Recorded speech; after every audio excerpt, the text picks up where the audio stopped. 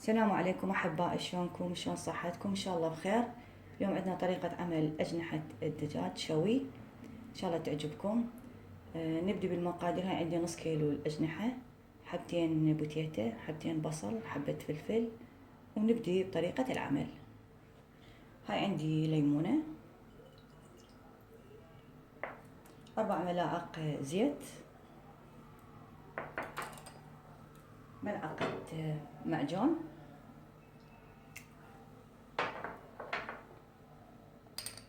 ملعقة أكل كاري،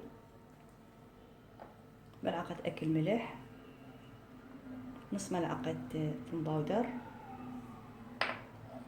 نص ملعقة بصل باودر، ملعقة شاي فلفل، ملعقة شاي هيل.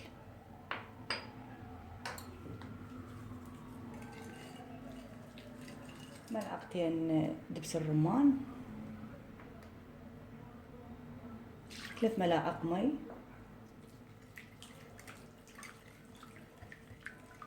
هاي التتبيلة للأجنحة مع الدجاج نضيفهن.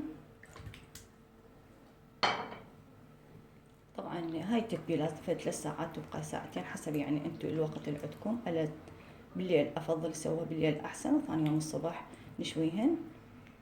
طبعا بهاي الطريقة قطعنا البصل. انا البوتيتا اعرفها بقشرها يكون احسن. نضيف هالبوتيتا،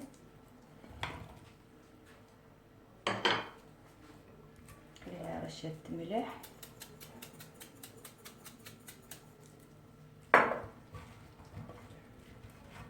نضيف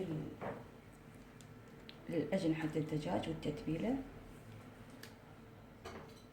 خاطر عندنا البتيتا والبصل والفلفل يتبل بديت أفضل.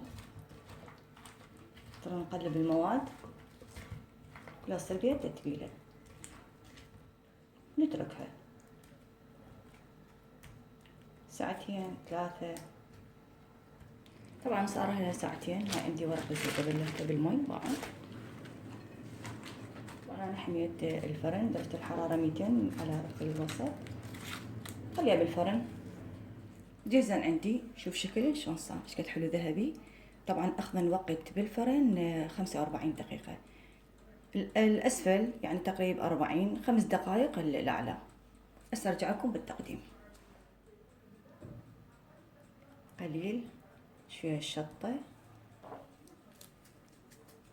رشة سمسم،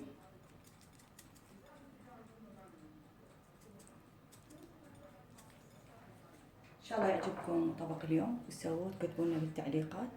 ألتقيكم وصفة أخرى وتحياتي لكم.